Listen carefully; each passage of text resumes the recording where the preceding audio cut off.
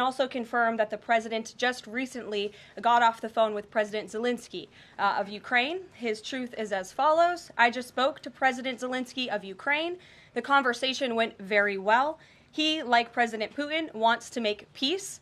We discussed a variety of topics having to do with the war, but mostly the meeting that is being set up on Friday in Munich, where Vice President J.D. Vance and Secretary of State Marco Rubio will lead the delegation. I am hopeful that the results of that meeting will be positive. It is time to stop this ridiculous war where there has been massive and totally unnecessary death and destruction. God bless the people of Russia and Ukraine. I myself just spoke to the president about these calls, and he told me to tell all of you they were very good calls, they were very positive, and the administration is wholeheartedly committed to a peace deal to end once and for all the Russia-Ukraine war. More on that later. I'm sure you'll have more questions to ask. This week, the president has continued to deliver on his promises to the American people. According to new polling that was released at the beginning of this week by CBS News, an overwhelming 70% of Americans said that President Trump is following through on what he pledged to do during his historic campaign. The poll also revealed that Americans see President Trump as a tough, energetic, focused, and effective leader fighting hard to improve their lives and our country. And yesterday, in particular, was a truly special day for the United States of America. Thanks to the great leadership of President Trump and the strong and tough leadership of President Trump, Mark Fogel, an American teacher detained by Russia, was returned to American soil and met with the president here at the White House last night. Special Envoy Steve Witkoff and the rest of President Trump's incredible national security team helped to negotiate the exchange that secured Mark Fogel's release. This event shows a good faith effort from Russia, and it's a sign, as I just said, that we are moving in the right direction to end this brutal war. Malphine Fogel, Mark's 95-year-old mother, was understandably very worried that she would never see her son again after his arrest in 2021. Mrs. Fogel was actually slated to join President Trump on stage at the July 13th Butler, Pennsylvania rally to speak out for Mark, and then the infamous assassination attempt against President Trump took place. But that day, before the rally, President Trump promised Mark's mother that when he returned to the White House, he would bring her son home. God saved President Trump's life on that day in Butler, Pennsylvania, and now Mark Fogel is back home safely with his family as a result. God is good.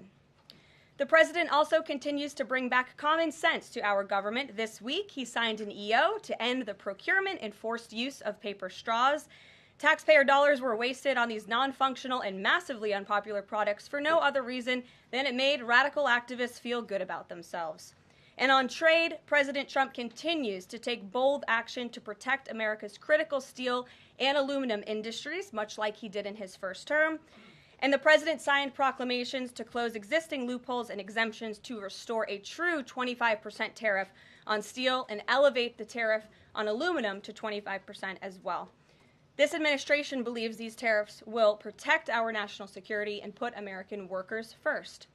And in the Oval Office yesterday with Elon Musk, President Trump took further action to make our federal government more efficient and effective. He signed an EO implementing the DOGE Workforce Optimization Initiative. Now agency heads will coordinate and consult with DOGE to significantly shrink the size of the federal workforce and limit hiring to essential positions only. The unaccountable bureaucracy will finally be reined in.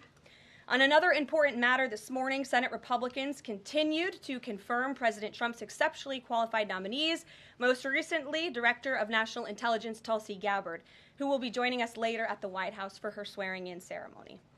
It's imperative that the remainder of the president's cabinet nominees are confirmed as quickly as possible. On another important matter this week, illegal alien criminals continue to be arrested and sent home as part of the ongoing mass deportation effort of the Trump administration. Just this week, 2 planes with 190 Venezuelan illegal aliens arrived in the Venezuelan capital from Fort Bliss, Texas. Here are some of the criminal illegal aliens who were arrested in the country this past week. ICE Atlanta arrested a citizen of Nigeria who had been convicted of money laundering. ICE San Antonio arrested a citizen of Mexico who had been convicted of assault.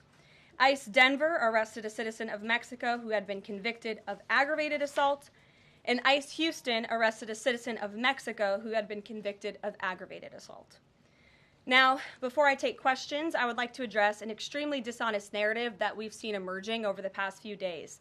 Many outlets in this room have been fear-mongering the American people into believing there is a constitutional crisis taking place here at the White House. I've been hearing those words a lot lately.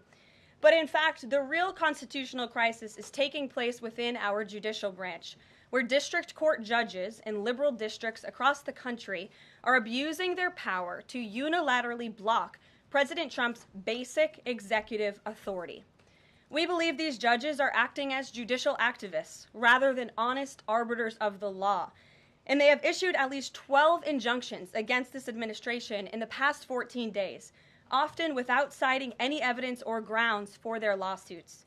This is part of a larger concerted effort by Democrat activists and nothing more than the continuation of the weaponization of justice against President Trump. Quick news flash to these liberal judges who are supporting their obstructionist efforts: 77 million Americans voted to elect this president, and each injunction is an abuse of the rule of law and an attempt to thwart the will of the people. As the president clearly stated in the Oval Office yesterday, we will comply with the law in the courts, but we will also continue to seek every legal remedy to ultimately overturn these radical injunctions and ensure President Trump's policies can be enacted. So here in our new media seat today, we have Chris Pavlovsky, an entrepreneur who has a strong passion for protecting freedom of speech.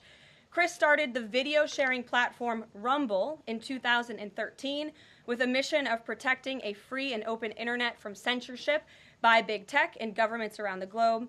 The platform has always been a place for independent creators to share their authentic opinions, and they have always included President Trump, in contrast to the way he was censored by other platforms in years past. Since its founding, Rumble has grown exponentially, recently marking 67 million monthly active users. It's a lot of users. If you're watching right now and interested in sitting in this seat, you can apply, whitehouse.gov/new-media. With that, I will take your questions. And Chris, why don't you kick us off on this very busy news day? Karoline, thank you very much to you and President Trump. It's an honor to be sitting here in the new media seat for the White House press briefing and to be able to demonstrate why freedom of expression is so important. Rumble was the victim of censorship at the hands of multiple foreign governments. It's clear there are still many countries who oppose free speech and even target American companies. Can you describe what the administration will do to protect U.S. interests and values worldwide? Sure. Well, thanks for the very important question. And I think that free speech and ending censorship, both here at home and also abroad, is an important part of President Trump's agenda. I think first, President Trump has led by example on this front as the leader of the free world, the President of the United States, with his show of access and transparency on a daily basis. The President takes questions from all of you almost every single day and really reveals what he's thinking and feeling, and I think that serves as a great example to the rest of the world. As for tangible actions that the President has signed, he did sign an executive order, I believe on day one, certainly within the first week of this administration, to restore free speech and stop government-sponsored censorship here at home. And the EO made it very clear that federal employees are not allowed to engage in any activity that would infringe upon the American people's right of free expression. So I think the President has led quite strongly on this. And I would just add, this is part of the reason we have a new media seat, to invite new voices into this room. Again, we're going to need to expand this room because so many people are interested, and we're very excited about that. It's a privilege to cover this White House, but we want all voices to be heard. So thanks for being us with here, Chris, and I hope you enjoy the briefing. Sure. Jordan. Thanks, Caroline. Data out this morning showed that consumer prices were up across a variety of goods, and just before that report, though, President Trump called for lower interest rates. The Fed said it's holding rates steady to try and tamp down further inflation. So how would lowering rates help keep inflation in check for the American people? Sure. Well, first of all, on the inflation point, we did receive those numbers, and they were worse than expected, which tells us that the Biden administration indeed left us with a mess to deal with. It's far worse than I think anybody anticipated because, unfortunately, the previous administration was not transparent in where the economy truly was. We know people at this very podium told the American people that inflation was transitory and that it would go away. That was not the case. And now the last report of the Biden administration, as revealed today, shows that inflation is still about 4.5% higher over the past 3 months. This is an indictment on the Biden administration's mismanagement of the inflation crisis and their lack of transparency in addressing it. As for tackling inflation and interest rates, the president has made his position on this very clear. He wants interest rates to be lower, he wants inflation to be lower, and he believes that the whole of government economic approach that this administration is taking will result in lower inflation. I have said that from this podium many times. The president had record low interest rates and inflation rates in his first term. He believes that the economy can handle it and withstand it. And we're doing a lot to tackle the inflation effort on this front. It's a whole of government economic approach, and I've talked about what we're doing to tackle inflation quite a few times from this podium. Can you update us on reciprocal tariffs? That's going to come before Prime Minister Modi's visit tomorrow. I do believe it will come before the Prime Minister's visit tomorrow, and I will let the President discuss the details on the reciprocal tariff front. But this is something he believes strongly in, and it's very simple logic as to why the President wants to impose reciprocal tariffs. It's the golden rule, which we all learned when we were growing up in school. Treat others the way you want to be treated, and far too many nations around this world have been ripping off the United States of America for far too long, and that's why the President believes this will be a great policy that will benefit American workers and improve our national security. JJ. On DOGE and the fraud claims, Elon Musk in the Oval yesterday gave us some information on that. We're just wondering if there's some proof, evidence. Is the White House willing to share evidence of those fraud claims, or can Elon Musk come to the briefing room and share material evidence of what he's talking about? Sure. I would love for Elon Musk to come to the briefing room. That's why we had him go to the Oval Office yesterday, where I think he provided great answers. He was speaking in layman's terms, speaking common sense to all of you in the media, but also to Americans at home. But I would say especially to all of you in the media, because I think it's a real fallacy that there's this alleged lack of transparency when it comes to DOGE.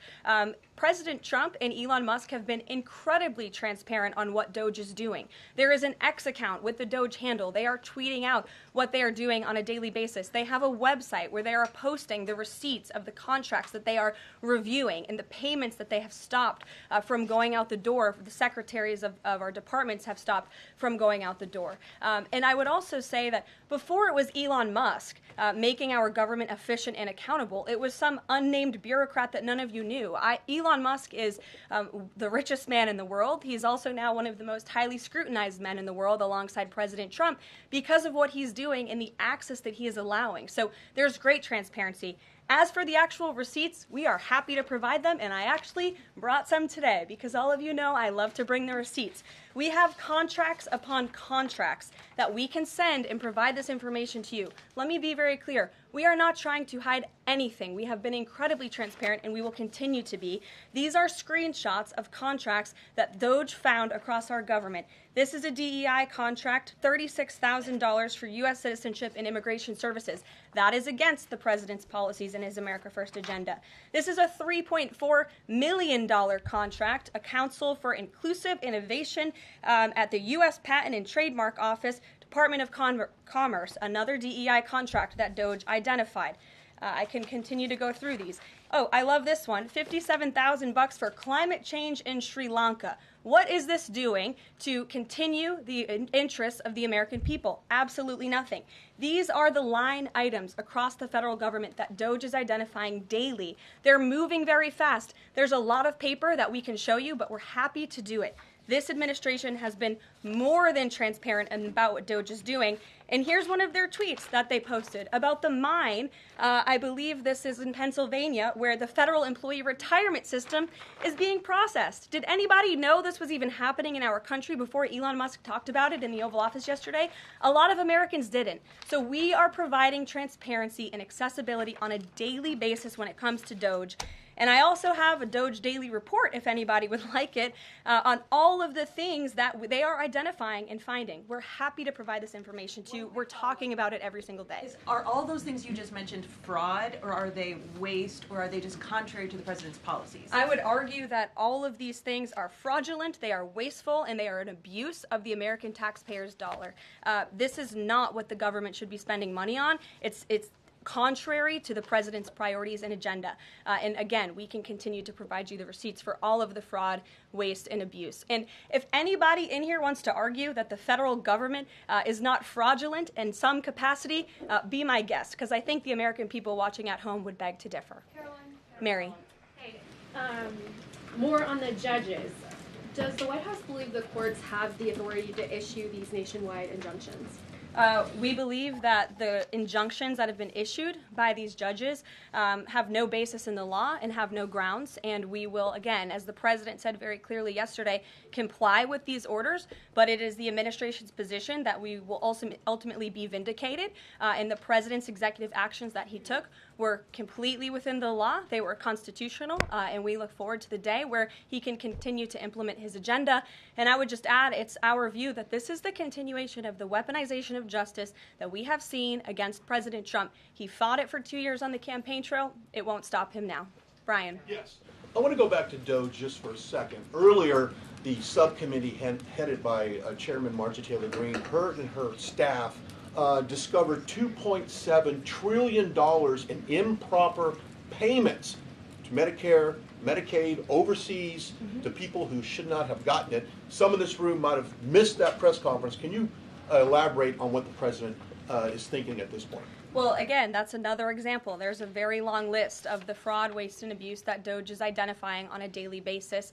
Elon Musk also talked about yesterday about Social Security payments that are going out the door for people who are no longer with us, unfortunately. I would say that is certainly fraud. There's also a lot of contracts they've identified that, just as a hypothetical example, are $1 million, but only 500,000 went out the door. So where's the rest of that cash? And so that's the thing. Those are the things that DOGE is working on every single day. And I would just remind everybody in this room, this is what President Trump campaigned on doing. He's delivering on a promise that 77 million people elected him to do. James. Thank you very much, Caroline. Two foreign policy questions, if I may. Sure. First, the statement that was released after this morning's phone calls identified Mr. Witkoff as the special envoy who will be part of the delegation that undertakes to resolve the Russia-Ukraine war. I had thought that that individual was General Kellogg, and so can you clear that up? Sure, I'd be happy to. As you mentioned, the president, in his truth, following the phone call with Vladimir Putin, said that he has asked Secretary of State Rubio, the director of the CIA, John Ratcliffe, our national security advisor here at the White House, Michael Watts, and Steve Witkoff to lead the negotiations. As for General Keith Kellogg, he remains a critical part of this team in this effort. He's played a tremendous role in getting the negotiations to this point, and he's very much still part of the Trump administration. The other subject is Iran. I took note of President Trump's comments in his Super Bowl interview with our colleague Bret Baier to the effect that he wants to do a deal with Iran. However, that interview appeared after the supreme leader of Iran, the Ayatollah Ali Khamenei, had already ruled out any additional negotiations with the United States. So kind of a two-part question. A, what gives the president any confidence that Iran will come to the table? And B, more fundamentally, why is the president interested in doing a deal with Iran instead of doing everything he can, perhaps short of U.S. military intervention, to try and hasten the end of what many of his own supporters regard as an evil regime? Well, the president has made it very clear that he will never allow Iran to have nuclear capabilities. That is a red line that he has drawn, and he will not allow that to happen. But you asked why President Trump wants to make a deal. I would remind you, he's the master of the art of the deal. He is America's deal maker in chief. He leads from a position of securing peace through strength. And I think time and time again already, in just 4 weeks, we have seen the president being able to negotiate successful deals with our partners, our adversaries all around this world. The release of Mark Fogel just last night is something that I think speaks to the president's deal-making ability. This is something that the Biden administration allegedly tried to do for 3.5 years. I think you all should go back and ask some of those Biden administration officials what they even tried to do and why weren't they successful, because for 3.5 years Mark Fogel sat in a Russian prison and it took President Trump 3 weeks to get him back on American soil. There's nobody better at making deals than Donald Trump. Phil Wegman. Thank you. 2 foreign policy questions. Ukrainian President Zelensky has said after the war that he wants NATO membership or nuclear weapons. We heard Defense Secretary Hegseth say that NATO membership was unrealistic. What's the president's view on the other option, on a nuclear Ukraine? I have not talked to President Trump about Ukraine's NATO membership or their nuclear capabilities. I would leave it to him to discuss. But I will tell you again that Secretary Rubio and also the Vice President, J.D. Vance, will be meeting directly with President Zelensky in Munich on Friday, and I'm sure they will provide a readout of that conversation and that discussion. And then the second question, given that this administration has called on Europe to take more responsibility for their own defense, I'm wondering, will the EU or any other European nation other than Ukraine be involved in these peace talks? I don't have any European nations who are involved currently to read out for you. Certainly, the president has employed a very strong team or deployed a very strong team to continue these negotiations. And the fact that he was on the phone with both President Putin and President Zelensky today shows that he's very much involved in this effort as well. And then just a follow-up, I guess. Sure. Should we expect the president to negotiate in person with Zelensky and Putin? I don't have anything to read out on that for you today. Maggie, good to see you. Thanks for taking the question. You talked about the transparency with DOGE and Elon Musk's press availability yesterday. There is a conflict of interest law in place that says that people who have personal interests can't interact with government entities that could touch on those. Has President Trump signed a waiver for Elon Musk? Does such a thing exist? If it does, will you guys release it in the interest of transparency that he's committed to? I have not seen the law that you are referring to. What I can tell you is that Elon Musk, as I've confirmed before, is a special government employee. He is filing the proper financial disclosure, and he is complying with all applicable federal laws. As you also heard, Elon address this directly yesterday in the alleged conflict of interest, and he said everything he's doing is very public, and if you all perceive a conflict of interest, you're welcome to bring that up. And as the president said, if he feels like Elon is engaging in something that's a conflict of interest, he will tell Elon not to do that. And Elon also said yesterday that before he moves forward with anything, he consults with the President of the United States. So we're very confident with the ethics and the guardrails that have been put in place here. Caitlin. Thanks, Caroline. I have a few things for you, but on the commitment by President Trump, he said that he and President Putin agreed to visit each other's respective nations. Are there any preconditions that President Trump has that President Putin must do before he goes and meets with him, withdrawing some forces, withdrawing all forces, anything like that? Not that I'm aware of. That doesn't mean they don't exist, but I was just talking with the president in our national security team. I wasn't made aware of any conditions, but if they exist, I'm happy to provide those. And on the president himself, he styles himself as this master negotiator. He is now deploying these negotiations, saying that they start immediately. We did hear from the Defense Secretary, Pete Hegseth, though, today saying that NATO membership is not realistic for Ukraine and neither is returning to pre-2014 borders.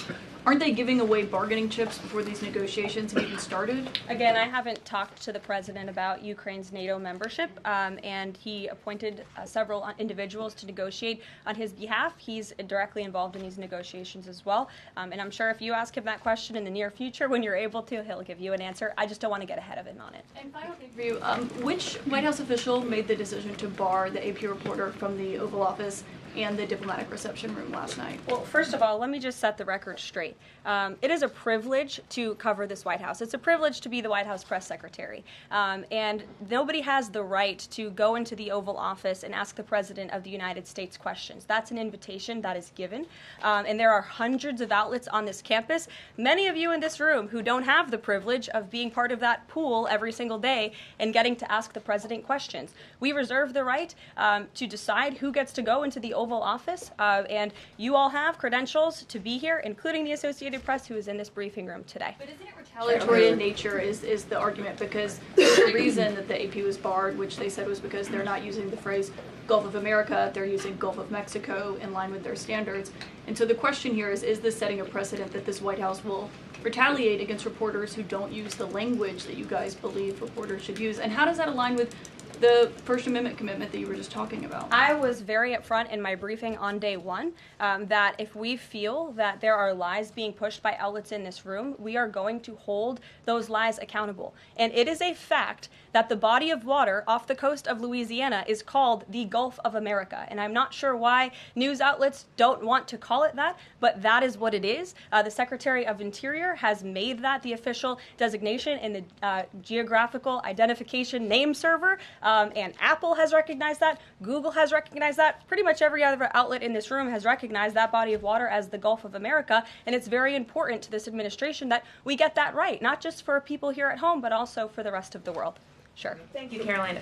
The prisoner exchange with Russia coming at the same time as the president is now announcing negotiations to end the war in Ukraine. The timing of that is hard to ignore. Was Ukraine discussed as part of this prisoner swap? I was not involved in those discussions, so I can't comment on whether that came up or not. What I can say is that this was a very good deal for the United States of America and for the rest of the world. As you know, we have confirmed that the Russian who will be returning home very soon, Alexander Vinnik, was a non-violent crypto criminal, and as part of this exchange, he has forfeited more than $100 million that he obtained in that illegal crime. And in exchange, of course, we got Mark Fogel, who is a middle school teacher who kissed the American soil, but kissed the ground last night when he returned to the United States of America. It was a great deal and a great day for our country, and I think everybody, regardless of political affiliation, agrees with that. And was Russia made aware ahead of time of the parameters that the administration and Secretary Hegseth was going to be announcing today? The NATO perimeters? Yes. I'm not sure. You'd have to ask Secretary Hegseth in the Defense Department on that, since he announced them. Jackie. Thank you, Caroline. Just to be clear, so when we're listening for a shift in position on U.S. policy, should we only listen to the president and maybe not the Secretary of Defense? Because what he outlined today would represent a shift in U.S. policy. I'm not saying that. I'm just saying I speak for the President of the United States behind this podium, and I will let him discuss that. Can you tell us any more about the next hostage releases? I understand another American's coming out today. Sure. I'm glad you asked. It speaks to President Trump's deal-making ability, and we can confirm the safe release of one American and two individuals from Belarus, one of whom worked for Radio Liberty. Out of respect for the privacy of these individuals, their request, we have no further details to announce on their identities, but we can confirm that one American was released today, and it's a remarkable victory on the heels of Mark Fogel returning to America last night. Anything on who the U.S. might be releasing in exchange? I don't have details on that at this moment. Anyone in exchange? I don't have details on that at this moment. I do know that these three individuals have been released and are on their way home to their respective countries. Caroline, thank you so much. Can you explain how President Trump envisions the war in Russia and Ukraine coming to an end? Does he expect Ukraine to hand over all the territory in question? Again, these negotiations are ongoing. I will allow the president to divulge any red lines that he may set, but I think as deals in the past have come to fruition, the president has proven one of the things that makes him a very effective negotiator is not revealing what he's anticipating from both sides, but he is at the forefront of these negotiations in addition to the very qualified individuals who he's tasked with speaking to both President Putin and President Zelensky. And speaking of deals, a meeting with the President of the United States offers any foreign leader credibility. Was it part of the prisoner swap with Fogel that President Trump agreed to meet with Putin? Again, I was already asked this question. I said I was not made aware of that, but we can certainly get you an answer on that. I'll check in with the NSC. Sure, Monica. Thanks, Caroline. It's clear that this administration is dedicated to both truth and transparency. We know that with DOGE, but we also know that because this administration recently announced it's going to declassify the assassinations of Martin Luther King Jr., JFK, and RFK. I'm wondering, is it likely that we're going to see more information regarding the assassination attempts on the president's life while he was on the campaign trail? In regards to the assassination of the individuals you mentioned, President Trump signed that executive order directing the respective agencies to do it. I know that that process continues and is ongoing. He's committed to transparency in the declassification of these very important files that I think many Americans are not only interested in learning about, but also have the right to know about. As for the two heinous assassination attempts on the president's life, he's spoken to this publicly. I've spoken to him about it privately, and as he said publicly to all of you, he feels he has a right to know about further information about the individuals who tried to kill him, tried to take his life. And so, if and when we get that information, I'll leave it up to the president to decide whether or not he would like to reveal it. But I believe in the effort of transparency that we've seen consistently from this president, he certainly will. Daniel. Thanks, Caroline. I wanted to ask you about the $59 million that FEMA sent to New York City migrant hotels. Secretary Kristi Noem just put out a statement saying that she's clawed back the full payment that FEMA activists unilaterally gave to NYC migrant hotels. She wrote, "Mark my words, there will not be a single penny spent that goes against the interest and safety of the American people." What does the response of the Trump administration send to any federal bureaucrats that are thinking about obstructing the president's agenda? They will be held accountable.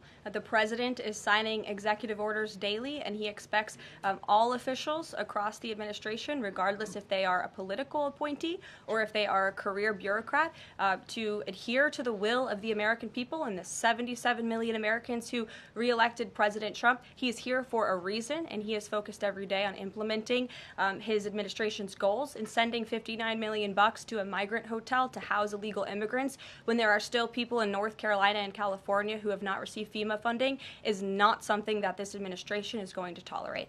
Deanna. Thank you so much, Caroline. One on New York and one on Russia, please.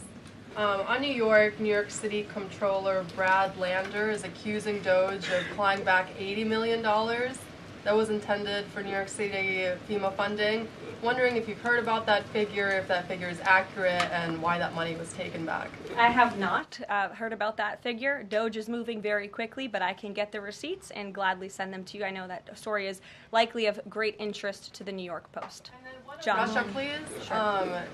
Is President Trump waiting for a kind of signal or an action from Putin to go to Russia?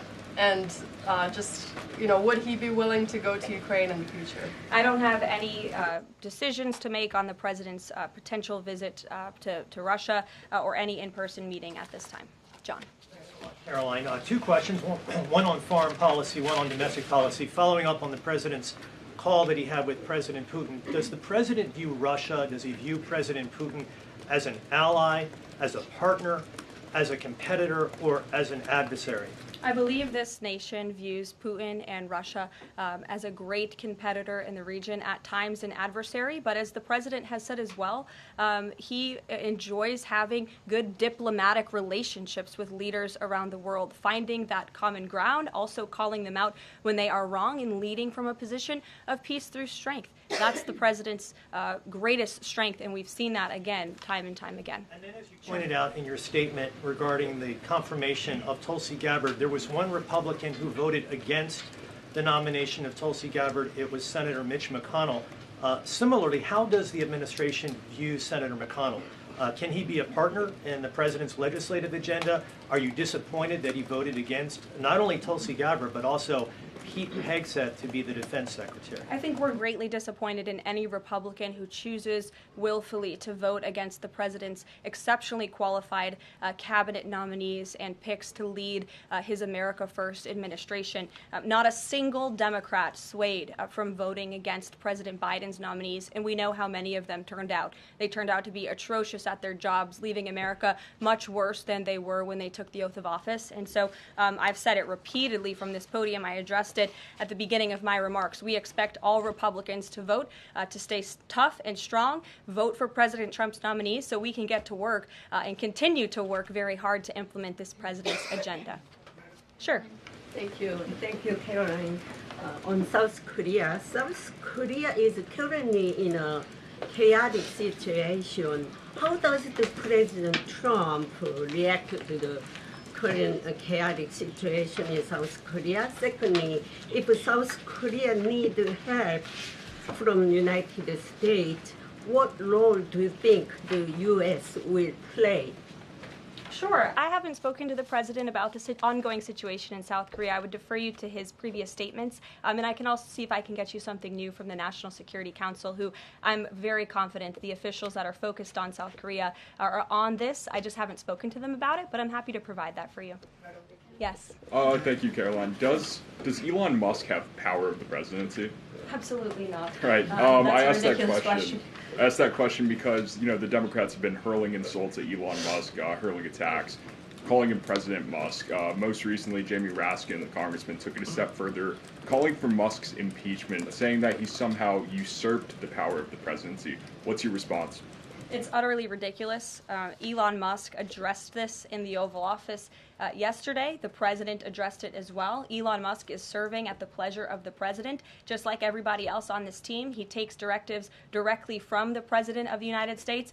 And I think some of the comments that you referred to are nothing more than a failed attempt from the media and from Democrats to try to sow division in this White House. We saw them do it in the first term. We're not going to let them do it in the second term. This is a unified team who is working at the pleasure of the president to do what's right for the American people. I have one more quick housekeeping note before I leave you all today. The president wanted me to share with all of you that he had a wonderful meeting with King Abdullah of Jordan yesterday.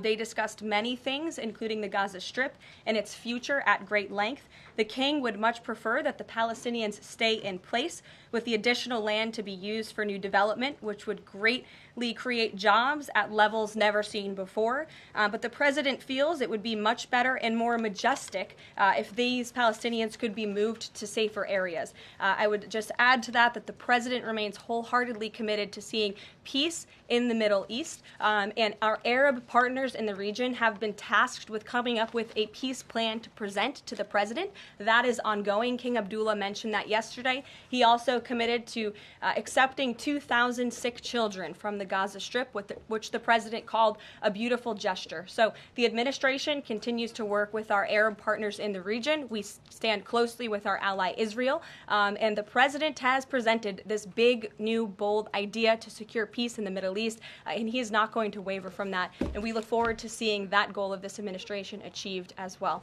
Thank you very much, everybody, and we'll see you very soon. Have a great day. Thank you.